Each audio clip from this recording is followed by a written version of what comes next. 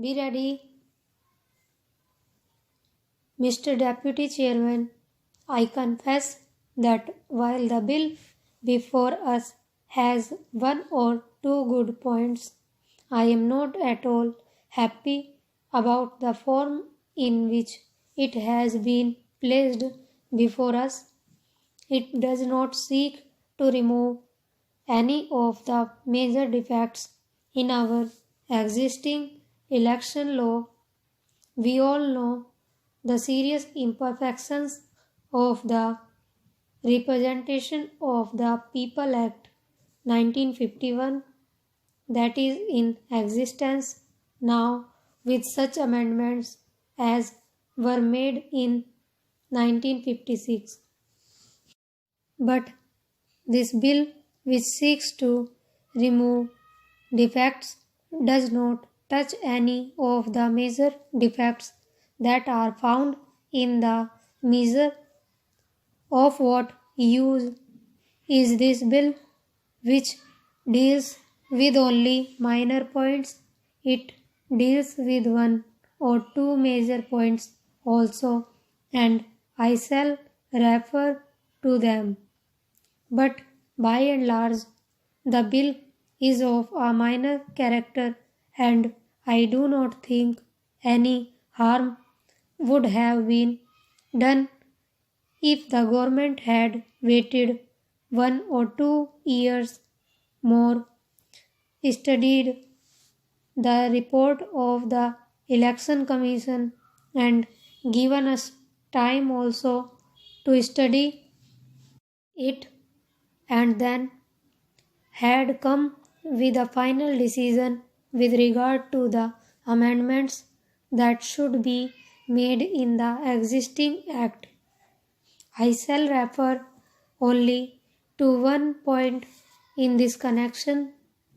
In the Act of 1951, as it was before it was amended in 1956, election expenses meant all expenses incurred in connection with the election of the candidate, whether authorized by him or his election agent or not. In 1956, however, this restriction was removed.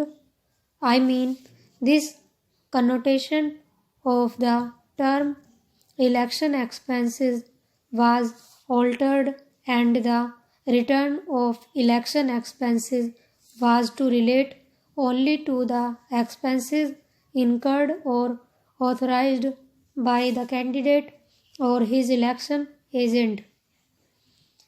That meant that unauthorized persons could spend money in the interest of a candidate, but the expenditure incurred by them was not to be shown in the return of election expenses.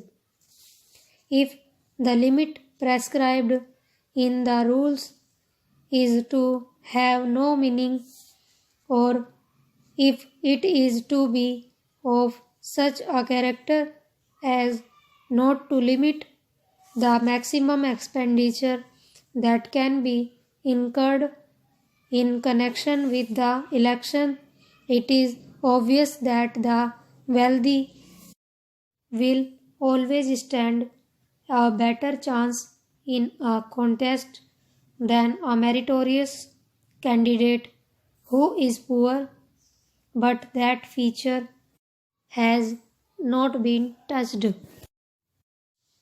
I should like to deal with 2 or 3 new provisions that are sought to be introduced in the Act by this bill. The Law Minister, while explaining the provisions of this bill, referred only to Clause 8 of the bill, which deals with the question of ordinary residence of a person. I am surprised that he did not refer along with this to Clause 6 of the bill. What is the significance of this omission? The candidates to the Lok Sabha are not affected in the least by this deletion of the words.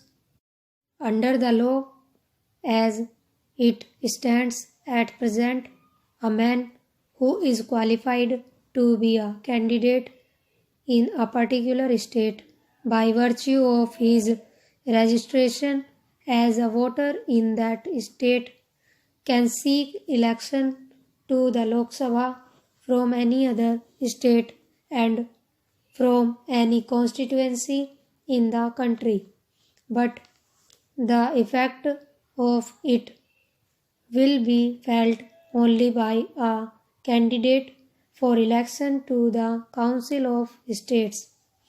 I can very well understand the Lok Sabha readily making the change because its members are not at all affected by it.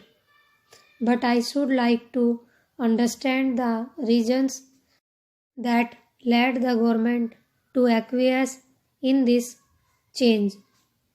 Indeed, perhaps the government themselves proposed it in the bill. What are the reasons that led the government to suggest this change? What harm would be done if the name of a man is entered in two constituencies in two different states? It is obvious that he cannot vote in two different states at the same time.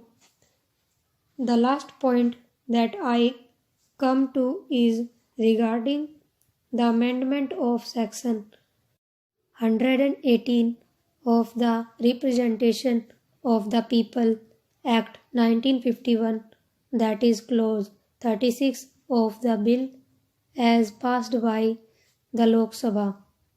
The Law Minister told us that under the definition of bribery as it exists in the 1951 Act, the Supreme Court had decided that in a particular kind of cases, the offense of bribery does not exist.